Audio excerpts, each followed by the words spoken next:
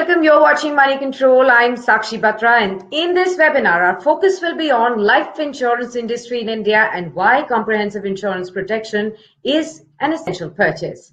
The year 2020 has been one of trials and tribulations. It has taught us that life can change in an instant, be it losing your job and a regular income or being in an unfortunate accident that impairs your ability to secure your family financially. However, it has also brought to light one of the most crucial life lessons, the need for financial security and complete protection, and why it has become even more important more than ever before. Through this webinar, our panel of experts will aim to educate our audiences on the importance of selecting an all-inclusive insurance plan to safeguard their family's finances and highlight the core benefits of doing so as well. To further entrench the importance and need for an all-in-one insurance plan, I'm joined by an eminent panel of experts today. Joining in is Mr. Joydeep Roy, Partner, PwC Global Health Insurance Practice Leader and India Insurance Practice Leader. We also have with us Supriya Rathi, Whole-Time Director and Principal Officer, Anand Rathi Insurance Brokers Private Limited, and Mr. Samit Upadhyay, Chief Financial Officer and Head of Products, Tata AIA Life Insurance. Thank you very much, panelists, for taking out time for this very important discussion today. And over the next 1 hour, our focus will be on exploring how uncertain times have changed people's perspective on insurance. We will also discuss the key benefits of having a comprehensive plan. The audiences will also benefit from your expert views on the need for a health cover and critical riders. And we will discuss the advantages of longer cover with the life expectancy also benefits as well. And without much further ado, let me begin by asking Mr. Samit Upadhyay first. So what are your top 3 consumer concerns that probably you've witnessed and observed with respect to insurance during this COVID-19 pandemic? Thank you, Sakshi. So the top 3 concerns that we as a company saw was consumers wanting to know if they are eligible for a term cover and what kind of eligibility do they have. Most term plans, most protection plans come with the need for an underwriting and a medical underwriting. So that was the second concern, that how in the times of pandemic, how will I sort of go and get the medicals done? And finally, the other concern was in terms of due to the financial stress, the flexibility in sort of payment terms on insurance. So those were the 3 top concerns. Right. Supriya Rathi, let me come to you. Would you like to add to that any of the concerns that you particularly witnessed? Yes. So I think for our part, there was a general anxiety, especially with with respect to the rising health costs, particularly if you contracted COVID. So how would consumers be able to get those reimbursed? How would their capital needs for that amount be met? That was one concern. So spiraling health and what would be covered, because there's a lot of ancillary costs related to COVID hospitalizations and even at-home care. So how would that be taken care of? And then obviously anxiety about jobs, which then translated into affordability and, like Samit said, how would they be able to take care of their previous encumbrances that they have made in terms of annual payments or renewals, etc. So, and then of course, an increased interest, and interestingly, we saw a lot of increased interest amongst the youth and the younger people wanting to take both health cover as well as life cover. Right, that's true. Mr. Roy, I'll come to you next. Would you agree with both the other panelists as well? And do you think these were the big concerns that most of the people did feel at this point in time during the pandemic? And how is the industry really approaching these kind of concerns? How are you alleviating such concerns that are coming to you guys? So Sakshi, from the vantage point of being outside the industry and looking at the industry, I think I fully agree. These are the problems which were developing in people's mind. See, none of these issues or anxieties happened overnight. They started happening over a period of time with incidents, events, and people having their life events like loss of job or loss of pay. So as you heard from Supriya and Samit. there are two more things which happened. So people started wondering how, in a lockdown situation, insurance companies will deal with them, because they were always used to dealing up close and personal, because they're agents coming and sitting with them, or they're going to a bank, or they're being serviced when there were multiple people calling up, and all they heard was there's a lockdown. So in case of a claim, in case of a service request, or even when they were midst of buying, remember it happened in March. The lockdown happened 24th of March. Right. 24th of March till 31st of March, 30% of the business gets logged in of the whole industry. So the natural thing was that what am I going to do? Is it going to work? So one great thing happened is that most of the insurance companies managed to work offline, and India having moved over to a lot of digital tools already, that helped. So the Right. industry struggled, but managed to really pick up the pieces of what was important that time, was to service and manage claims remotely and deal with the clients and the distribution remotely. So that was something which the anxiety went up very high up, and then got allayed as time went off, and they figured out the insurance companies doing well. The one other worry which gets which is developing now, and which is developed in the last 2-3 months, as the true nature of COVID infections are being understood, and that worry is coming both sometimes in the customer mind, but mostly in the insurance company's mind. See, it is now amply clear that COVID is an illness which does not only keep you, it does not only hospitalize you for that illness, but it can damage many of your other organs, or make you impaired as an impaired life without you knowing much about it, or without even tests really coming out. So the question of medical underwriting, how is it going to be done for people who have been affected with COVID but not felt any symptoms, is a question which is right now hanging, still left hanging. Absolutely. So that is a question that will remain hanging for some more time as well. And with kind of research that we are getting, that how most of the people might have been escaped during the tests as well, and might have been infected, must have developed antibodies. With researchers pointing out how 60% of the population probably would have already got infected, having antibodies. So how the future policies will also develop is something that we will definitely have to focus on in the future as well. I'll come to you, Samit, next. I want to understand from you, in what ways have you also noticed consumer behavior and perceptions about life insurance really changing since the pandemic? Sure. So as highlighted by Supriya and Joydeep, there was an inherent anxiety and a greater appreciation towards protection covers. So the awareness and the need for protection was quite alleviated. That was pretty evident even in the search trends, if you saw during that period. So that gave rise to the product mix shifting for us from predominantly savings to a high protection this thing. Secondly, in terms of servicing aspects, again, as Joydeep said, there were anxiety that whether they will be able to, historically, who have been reliant on a face-to-face type of, or a physical interaction, how will they proceed with their insurance coverage in a digital world? So there was this expectation that their need should continue to be addressed through digital mediums.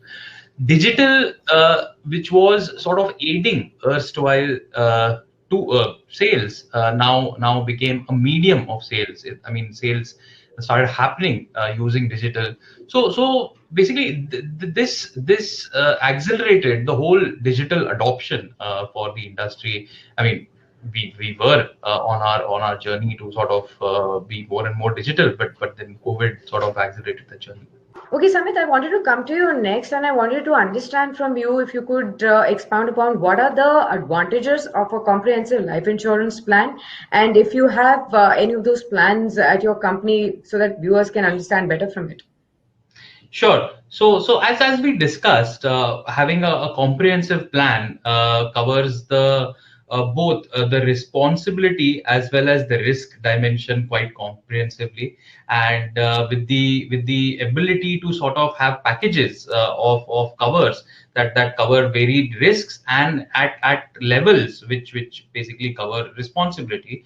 And not only this, comprehensive plans like Param Rakshak and Param Rakshak Plus of Tata AIA not only package two historical sweethearts of consumers as far as life insurance goes. One is basically related to equity linked savings as well as protection. So this solution packages both the historical preferences of these consumers, and not only packages the preferences but also enables the company to deliver a unique solution.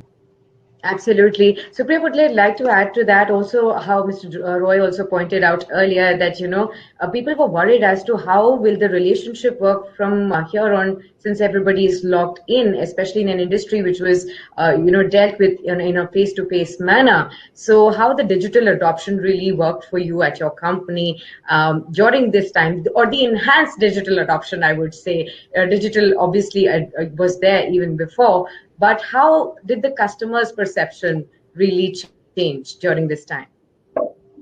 Yeah, so you're right. Like Samit said, rather than becoming, just a tool, it became an enabler.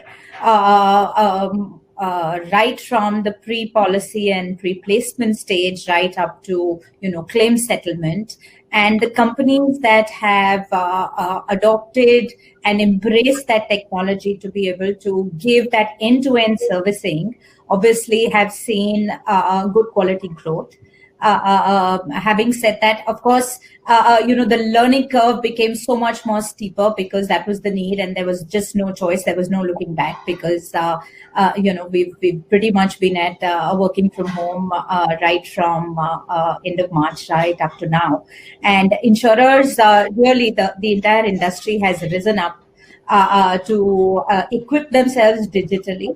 And that was the need of the hour, because while the anxiety was spreading and there was people, one wanted to connect with their insurers and clarify that their existing term insurance covers would cover any eventuality from COVID, or they had so many other anxieties and questions. So for the insurer to then come up to that digital platform and to be able to service right became very, very important, because trust is really how the industry survives.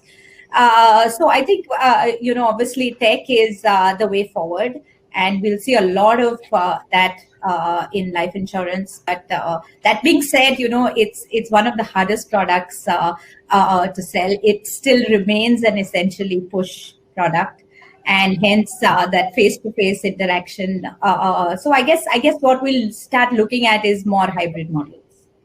All right, so more hybrid models are the way to go forward too. Mr. Roy, I'll come to you next. I wanted to really understand from you, consumers' interest in insurance products has also really shot up during the COVID-19 outbreak. We've seen the kind of rise in the number of people really going for term insurance, health insurance. How can insurance really help alleviate one's financial anxiety? And how much of an insurance is adequate to give someone a peace of mind?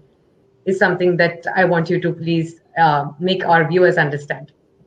So Sakshi, before I answer that, just like to add on to what Supriya and Samit said on remote working and technology. Yeah. Just a piece of statistics.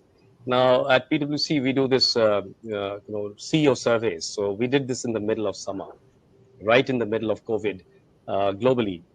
And 78% of all insurance CEOs believe that remote collaboration is here to stay.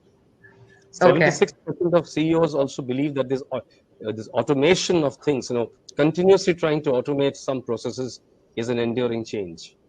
61% of CEOs believe that the low density workplace is what everyone will try to have now. No more, pack people in. And finally, an interesting thing, which is about talent, because this kind of automated remote working lets you harness lot of talent which are not in your cities or in your country also, right? You can actually virtually employ anybody from anywhere and do work part-time. So 54% of CEOs globally, including India, including all the countries that we think of, believe that the shift to gig economy will again here to stay. So this is a very interesting thing, because this will change the kind of talent availability, behavior, and push. So this leads to your next question of how this increased sort of awareness of insurance can be converted to real taking of insurance. And Supriya told you, it still remains the very most difficult product to buy. Nobody buys an insurance and puts up a selfie with the agent saying, "Hey, here am I," right? So this is not a pleasurable buy. It's always a defensive buy, and so this is how the insurers have to obviously take ride of the crest of this wave and use this particular awareness before it dies down, because it will die down. So everything has a limit. Even the stock market goes down and it goes up, people forget it had ever gone down. Same thing happens here, that if a vaccine comes or we develop a herd immunity, people lose that bit of a connect of recency, and something new will come up. So I think it's important that the entire industry, which it has been doing for some time, but sort of lifts it one notch above and continues to educate not customers, rather I'll say prospects, about the fact that insurance is a basic necessity. No country has been able to develop without a strong insurance base. No, I'll say middle class and below household can ever, systemically, go up without a lottery or with proper insurance, because insurance is all about preservation of the wealth they are trying to create and trying to leave behind. It's not about creation of wealth. It's more about creation of savings, long-term savings, the disciplined savings, and creation of and protection of your wealth so that your long-term needs. There are three needs, right? Dying too young, and which is what you try to meet through a term insurance. Living too long, which you try to meet through long-term savings and pensions, and of impairment, which happens in your life due to illness. This is all about personal insurance.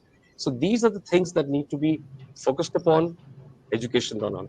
On the amount of insurance which you talked about, well, there are many thumb rules, actually. Now, they're on the market like 10 times income to 15 times income. Those actually are, I'd say, outdated. As a country, a family has to look at its needs and aspirations. If it's, for example, education needs can be widely different from education in India and abroad. So family has to figure out its needs, go through a beautiful, comprehensive planning process to understand what are the needs which you fulfill with what category of financial instruments, and how insurance plays a part in all and safeguarding their interest. That's the way one is to find it out. No other way is accurate. Absolutely. Mr. Upadhyay, I'll come to you next, and I want you to add to what Mr. Roy has said in terms of how one really plans for their family when one goes ahead and chooses a plan. I also wanted to point out how an Accenture survey really has revealed that consumers are probably more fearful of the economic impact of COVID-19 than for their health. So in this scenario, if you could expound upon which insurance products can really help them safeguard their family's finances and protect their health as well. Sure. So thank you, Joydeep, for laying a beautiful foundation for me to sort of expand on. So fundamentally, I believe that the adequacy of insurance coverage needs to be seen from three axes, and like you said, the first axis is the responsibility. And each member of the family or in other words dependents is sort of a responsibility. So you have the responsibility, and there is a need for you to sort of segregate each responsibility and plan for it separately. Second is, when you're doing this on your dependent, you can't leave your own responsibility, as in the need for your own retirement income is a responsibility. The need for preservation of life style in case of an sort of an illness is again a responsibility that you owe to yourself. So in this manner, you lay out carefully each responsibility. Then on the other axis, you look at risks, like you said, living too long, dying too early, or finally or experiencing a contingency, so temporary breakage of income or livelihood, or a gap which prevents you from earning your livelihood, temporarily incapacitating you, or a disability creeping up, either it's COVID, due to COVID, or any other accident. So the second axis becomes the risks. So these are the risks. You have responsibility, and the final axis is resources. Mind you, if one has unlimited resources, then do you need insurance? No. The fact that we don't have enough resources today to manage in an event of a contingency is where insurance comes into play. So in that sense, resources also can help you plan whether you need to discharge this responsibility in sort of a regular premium, or a single premium, or somewhere in between, like a limited premium. So these are the three axes: responsibility, risks, and resources, in which you basically then you map out and ultimately, when you sort of play this out, you'll see that the need for cover is effectively a bell-shaped curve, which on as your age increases, the need for cover rises, and then it sort of peaks, and then it starts coming down as in life you've discharged your responsibility. So that would be my advice. Absolutely. So Priya, I'll come to you next. Rightly pointed out by Mr. Upadhyay that, one needs to really map out what are the resources one has, what are the risks that could be there, and the responsibilities that one has to fulfill, and take all of that into consideration and then plan on. I also want you to really focus and tell us about what is the role of insurance, so that all the viewers watching this panel discussion can benefit from it. Is it only about protection, or is it about protection plus wealth creation? Some of the wealth creation part Mr. Roy also addressed in his answer, but I would want you to expound upon that as well. So I'm a firm believer that first, insurance is for protection. And of course, some of the ways that the life insurance products are structured, the endowment products, obviously have a wealth element in it. By and large, I'm a proponent that term insurance or pure protection should be bought separately, and the wealth creation part should be bought separately through other avenues of investments. Having said that, I think over the years, the life insurance industry has transformed and evolved a lot of hybrid products, which include a component of both investment as well as protection. Protection is an absolute necessity, and that's really what the primary focus and the objective of insurance is, to ensure that in case there is an eventuality or there is an unforeseen event like the pandemic or a health issue or any eventuality, the finances of the family and the dependents should not get affected. And it is basically the objective of insurance to put you in the same financial position, regardless of whether the event happened or not. So that is the primary objective. And that's where the term insurance works best. It's also the cheapest kind of cover. In addition to that, when you load it on with a wealth element, in India, traditionally, insurance was sold, the endowment products that were sold for primarily tax benefits also. Yes. And that's how, the legacy has moved on. But in the last few years, with the advent of unit-linked plans that allow you to actually participate in both the debt as well as equity markets, you really can. And actually, this is where insurance, life insurance plans actually play a very positive role, because they force you into some kind of a longer term. Typically, they are, 5, 10, 15 year, even whole life products, which force you into a regiment, if you will, and a discipline, if you will. And especially when you go into equity markets, if you stop timing the markets and you go into longer term plays, you will end up having great returns as well. And obviously, all the returns are tax free. So it makes very good value from the return that you actually make on your money. Plus, you're getting the insurance element in it. So to that extent, I think some of these plans are great. And because they give you the discipline, you're not tempted, every time the market goes up and down, you might want to switch funds, but at the same time, you've got a certain amount that you're putting in investment, and you know that, one, you're protected, your family is protected, and second, you are being able to create wealth. And there are so many flexibilities that are built into these plans that you can even make it work for you, like an annuity at after a certain maturity time, and it's tax effective as well. So I think with that, you get a lot of flexibility. Right. Mr. Roy, you had a point to add. Please go ahead. Yeah, so absolutely what Supriya said, this is the only discipline's long-term savings avenue. In the absence of social security, which is developing now for the below poverty line, government is taking so many steps to give cover for both health and life and accident. But for the larger part of the last 70 years, India did not have any social security. So therefore, the protection part as well as savings part became important because there's no other savings vehicle. India lacks a complete pension infrastructure. We don't even have pension or superannuation as compulsory. We lack a US type 401k kind of a structure. We lack the Australian pension structure. And therefore, India needed life insurance to provide a long-term savings, pension-like savings, annuitizable savings vehicle. If you look at US and Australia as the examples I've taken, the insurance sold there is largely pure risk. And that is because people have an opportunity to invest in a systematic way, in a disciplined manner, in long-term vehicles which are meant for pension. So once wherever India develops infrastructure like that, I think that insurance can become pure risk. But in between, people need a disciplined savings approach, if not for creating wealth, just to salt it away in a disciplined manner. I'm sure. Mr. Roy, I did have a question which is related to what points you're making right now. So I'll go ahead and ask you that question in case you have some more points to add to that. Please do go ahead with that. I wanted to ask you for you to make us understand what is the real social impact of the entire insurance industry.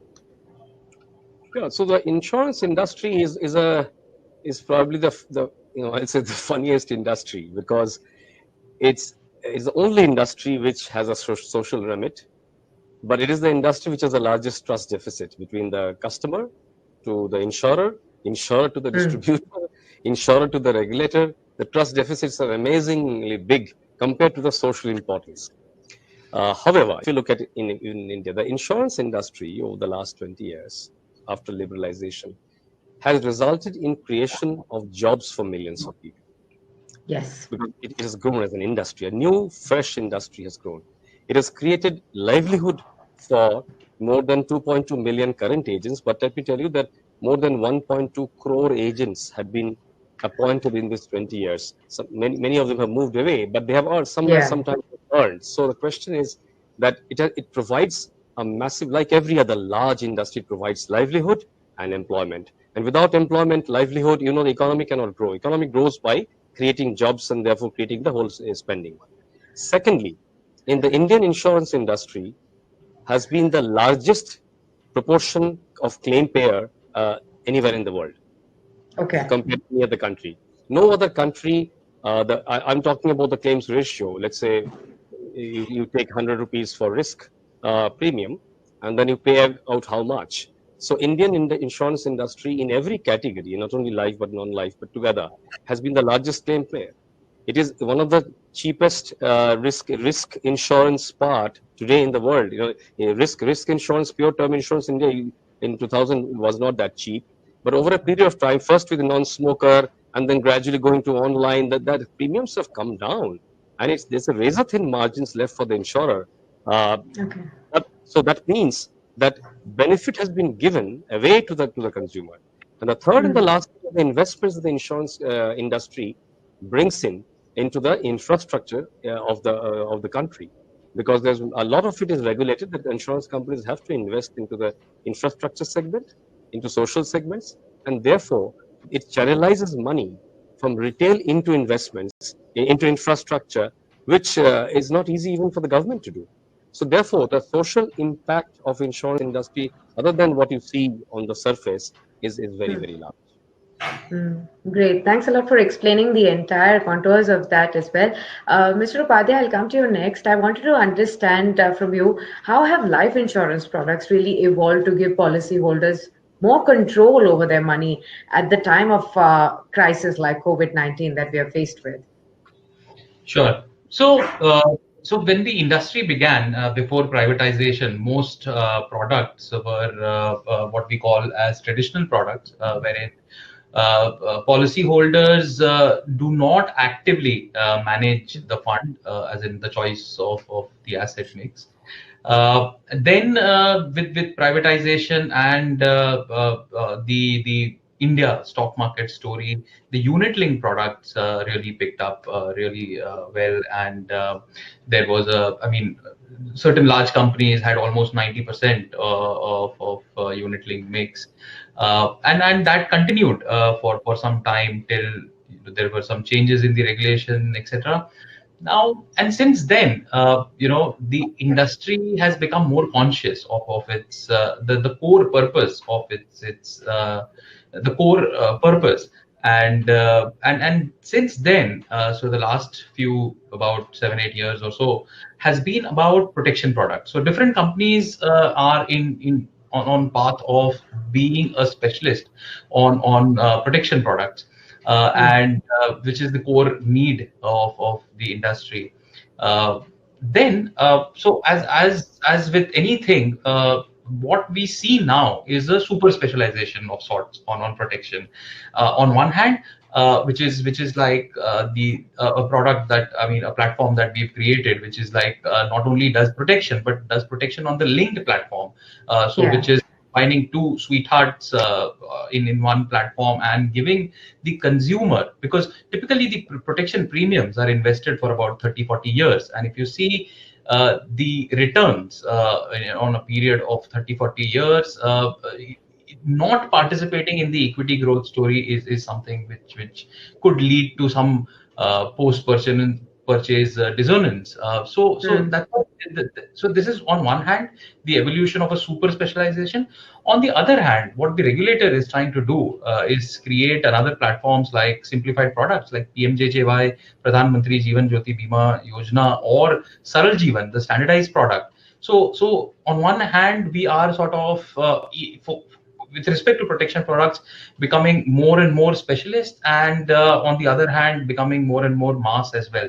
So there is a significant growth in terms of protection outreach for the country. Absolutely. Sipra, let me come to you next and let us dig deeper to understand, what are the advantages of a comprehensive life insurance plan with, say, longer cover, with life expectancy benefits as well. If you could just expound a little bit more on this so that all the viewers watching this planning to go for a life insurance plan can really make that decision now. So a comprehensive insurance protection would give you typically a mix of, largely wealth creation or savings, long-term savings, and of course the basic protection from the term part of the cover. So like we discussed before, it instills a great amount of discipline and encourages long-term investments from the consumer's point of view. So that they can take care of their encumbrances as they were, whatever their aspirations are, whatever, like Joydeep and some both pointed out, what are your liabilities going forward, children's marriages, your own home, your second home, your holiday home. So whatever your aspirations, if you've planned that right, an all-inclusive plan can take care of all of that. Because these plans will give you flexibility if you want to plan money back at certain junctures of time, to take care of encumbrances at those points on your in your timeline. Also, things like whole life plans, which are great because they give you the term protection all the way up to age 100. Over and above that, they also take care. So, like Joydeep said, the risk of living too long is also a large and predominant risk, particularly now with more and more nuclear families coming in. So you do need to take care of your post-retirement years, and structures like whole life plans are able to do that for you. Over and above that, a lot of new riders that are coming in, such as, I've seen the COVID-19 rider, which was great because it gives you a benefit, a certain amount of cash as soon as you're detected with COVID. And a lot of life insurers has actually made that available on their existing plans. So if you had a term cover, you could actually take a COVID rider to top it up at a very nominal cost. And in case you contracted COVID, you would get a certain amount as benefit, which would take care of then, the expenses related to COVID, whether it was hospitalization or at home. So I think a lot of benefits that come through, and a lot of planning that you're able to take care of through a comprehensive life insurance. Absolutely. Mr. Roy, I want you to, focus a little bit on how can really insurance products really complement other investment products in someone's portfolio. We've understood what are the advantages of a comprehensive plan. We've also understood the kind of innovations that are going around now, amid the pandemic, the kind of evolvement that we are seeing in the kind of traditional plans that we had so far, and the new additions that we're getting, especially the riders pointed out by Supriya as well. But how do they really complement with the investment plans that we have already? So actually, it's like this. I spoke of the trust deficit earlier. Now, if there is another industry which has even lesser trust of the consumer, I think that's direct stock market investment, right? In India, because India is hardly retail invested into the stock market. There are people, even mutual funds. It's largely a corporate market, and it's very, very little is in terms of value is really in individual investment. That's what gives also our stock markets a bit of choppiness, which is because of the FIA investments. So if you look at the whole scenario, therefore, you see the whole our life plan, financial plan has many durations. Some are sort of short term, some are medium term, and some are long term, really long term. And one does not have long term investment vehicles other than, say, bank FDs go until 5 years. Anything else you do other than equity, gold, or real estate, there are no open ended long term investments, and that therefore one is planning with duration and money requirement is duration wise, or certainty, uncertainty, or wealth creation wise. People have to figure out what kind of instrument they want to use. So a unit-linked insurance plan, for example, serves very well also for a long-term participation into the equity market by retail investors who are otherwise afraid to go to it directly or through mutual funds or through stockbrokers, because that way life insurers have a much more stable and a conservative image. Secondly, and by the way, life insurers can also invest more long-term because they don't have the redemption pressure. Secondly, so as a portfolio, if one is looking at very, very certain short-term money requirements, one obviously has to go for those bank FDs kind of thing. Then whatever wealth people are accumulating through many other means, either from unearned income or from the other investments, to protect them, one needs to take protection insurance, which is term insurance, accident insurance, and all of those critical health ones for which might impair oneself and somebody may lose their whole profession. So therefore, the ability to keep on paying premiums may be an issue. So as far as riders are concerned, well, riders perform very different uses, but a waiver of premium rider for any kind of a long-term policy, especially for somebody else like a children, taking that is very important. Other things people don't think of is looking at the legal terminology for insurance. So, for example, if one is taking a term product and is making a lady, or either the wife or daughter as the nominee, then taking it on the Married Women's Properties Act is a unique advantage Indians have, because then the proceeds can never be attached by any court ever, or can never be taken away by somebody or relative or anyone under any circumstances. So these kind law, which dates back to 1890s, but is still valid today for life insurance. When one is taking term insurance and making with beneficiary as a lady, either a Okay. kid or a woman. So these are the kind of planning one has to do. Financial planning has many aspects: the fund aspect, need aspect, and the legal protection aspect.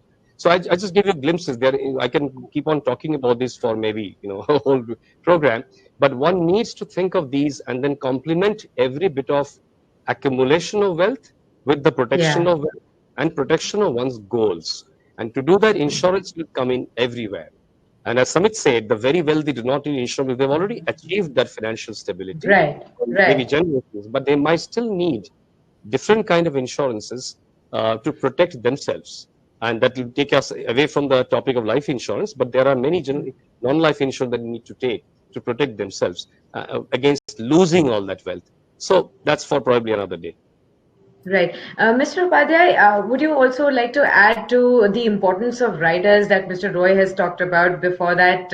Even Supriya mentioned about the importance of the kind of riders that are existing and the kind, awareness that everybody needs to have about all of this as well. Yeah, sure. So there are. I'll go slightly more micro on the importance of riders. Sure. And if you see in the industry, persistency, which is basically the fact that someone takes the first premium, buys the policy for the first time, and pays the second premium. So persists in the policy. Persistency is positively correlated with the size of the size of the premium. So very small ticket size have poor persistency. With poor persistency comes consumer dissonance and the adverse name for the industry. So historically, a lot of health covers typically the size is small, so the ticket size, the premium size is small. When sold independently, had very poor persistency, and as a result of that, they didn't. We didn't had a lot of satisfied customers. So rider, the benefit of rider is that it aggregates those small packages into and builds it on the chassis of the base plan. So it's like a component over the base plan that gives you a very different kind of a diverse protects a very diverse need, but also aggregates your policy so that it's simpler to keep track of it, manage it, and make sure that you don't forget to pay on it, or more importantly, make sure that you don't forget to claim on it. Right. So that is the biggest advantage of having a rider or covering to a rider. Other advantages are in terms of pure technical aspects is that if you have a cover and if you sort of buy another cover, maybe base plan and rider is sort of more efficient than two insurance plans Yeah. that you could buy differently. So in terms of pricing also, it could be slightly more efficient. And yeah, there are, I could go on, but yeah, those are the broad themes. And then the biggest aspect of riders is the sort of flexibility of adding on a layer when basically based on the need. So let's say I take a plan with a value of X based on my responsibility that I can see now. Tomorrow I get married. Okay, I need another layer of protection, so I add another layer. If I have children, responsibility grows, I add another layer. Maybe there is a concern about my health, I add a third layer. So it basically can be built up and made a very comprehensive sort of package of sorts, rather than having different plans and looking for different opportunities with different sort of places. Right, absolutely. So, Priya, would you like to talk a little bit about the kind of new innovations that you're seeing happening in the post-pandemic India in terms of the insurance plans? Yeah, so like I said, the industry really came up in terms of, term life and all of life insurance does cover COVID. And that was one large anxiety that all existing insured had. But over and above that, I think the industry has come up with a lot, both in terms of enablement, like we said, for the entire pre-sales and post-sales process, particularly when it comes to claims, when it comes to policy delivery. So both regulator as well as the industry, I think there's being a very quick shift because it was important for survival for everyone in terms of digitization, whether it was right at the time of policy issuance. So we were seeing a little bit of that at each stage of the operational process. But now what we're seeing is, everyone is embracing digitization at each step of the process, particularly on the side, particularly on the servicing side, the issuance side, and that will only grow. Even in terms of innovation, to be able to address the anxieties of the population with respect to the pandemic, which was an omnipresent anxiety for everyone. I think the industry has really come through, and we'll see a lot more of that. Very quick product launches, widespread use, widespread distribution, despite the fact that we were in complete lockdown in the initial stages.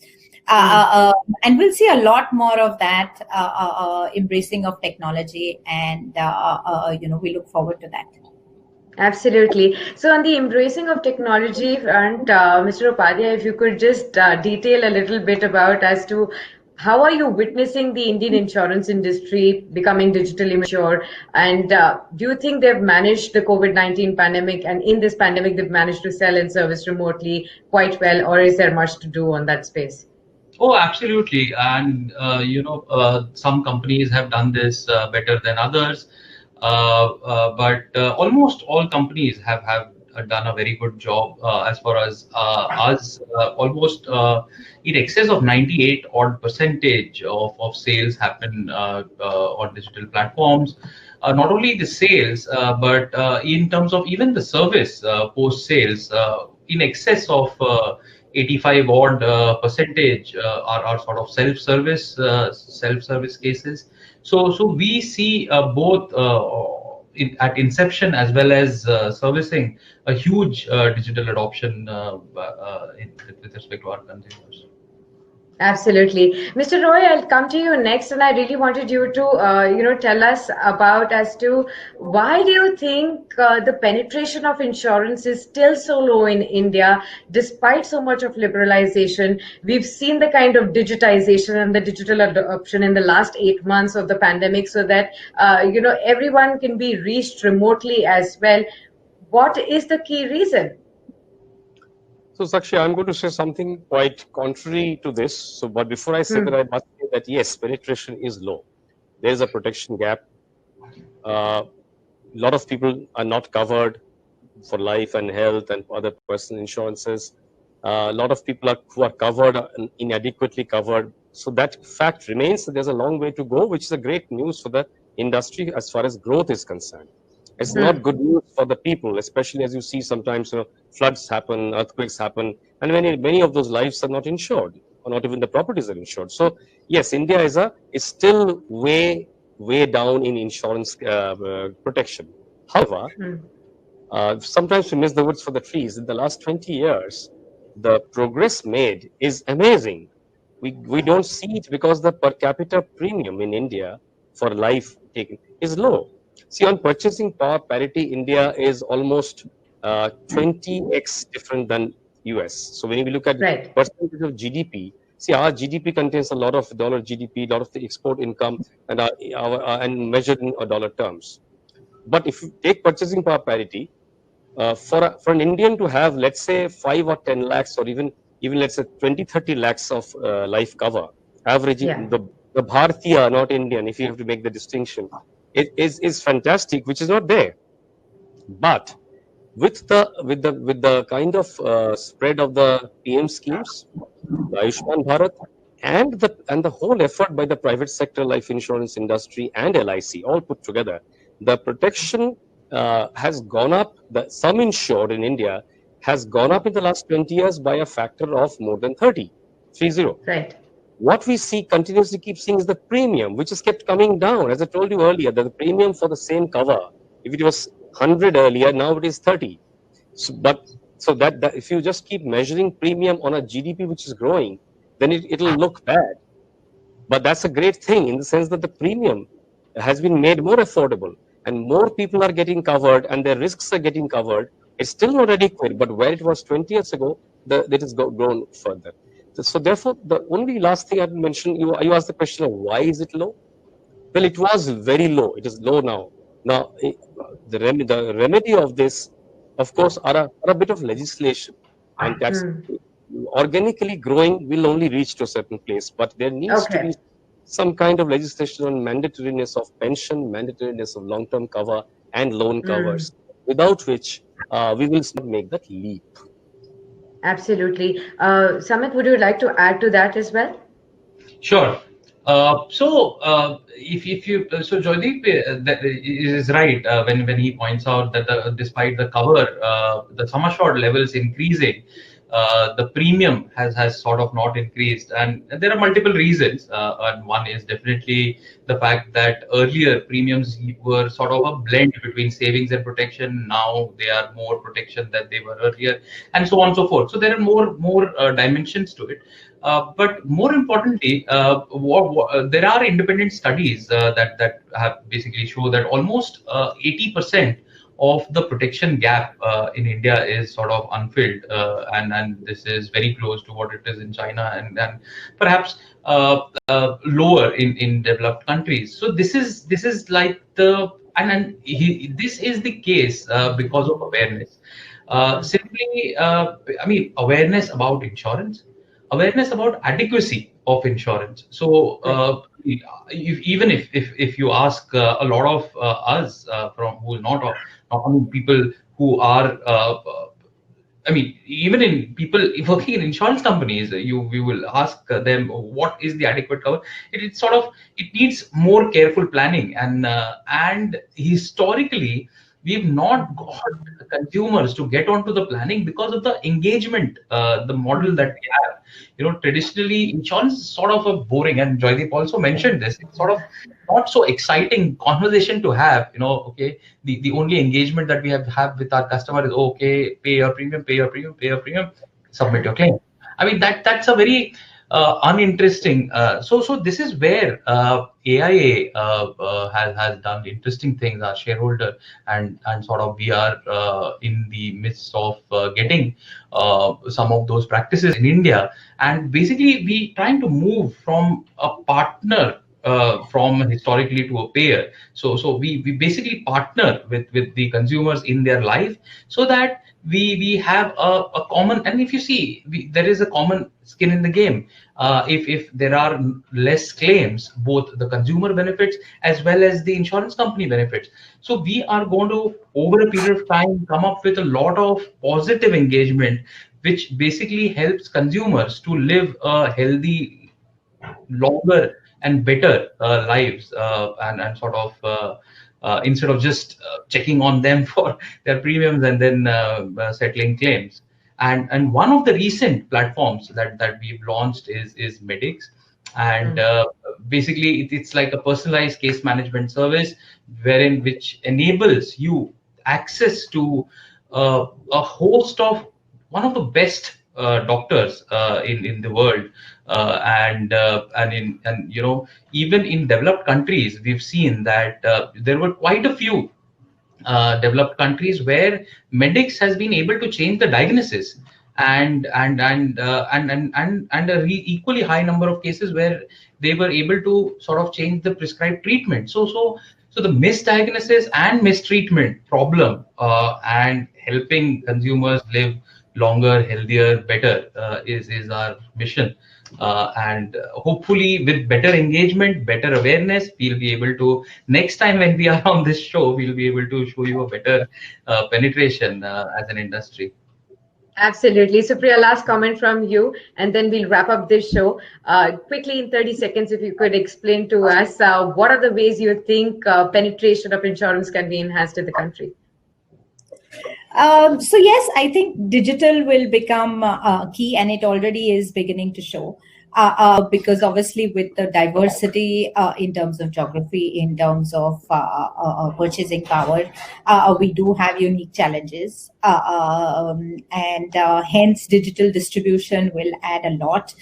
Going into tier 3, tier 4 towns, I think technology will be the biggest disruptor, and also like Joydeep said, legislation as well as regulation is going to play a huge part in terms of making it mandatory, particularly when it comes to retirement plans, because in the hierarchy of needs, when people are looking at roti, kapra, and makan, insurance needs to fit in. And the government is doing its bit in terms of, Ayushman today is one of the largest running schemes in the world. But we'll see a lot more of that. And yes, so we look forward to a lot of development and growth ahead. Thank you. Absolutely. All right, we'll wrap it up on this note. And just like how wearing a mask, maintaining hygiene and social distancing are perhaps the best defenses against COVID-19, evaluating your financial needs and buying the right add-ons, riders, taking a comprehensive coverage is also essential to protect yourself and your family during unforeseen circumstances. Of course, points made by Joydeep Roy, Samit Upadhyay, and Supriya Rathi are well taken. And we really hope that the government really thinks about bringing a legislation, making it mandatory, so that everybody in the country can be well insured, adequately insured going forward from here. Thank you very much, panelists, for sharing your deep insights with us. Appreciate you all taking our time for this, and hope our viewers really got some valuable inputs on the insurance front to help them make better decisions for themselves and for their loved ones as well. So please do share with us what you thought about this discussion in the comments below. Many thanks for tuning in.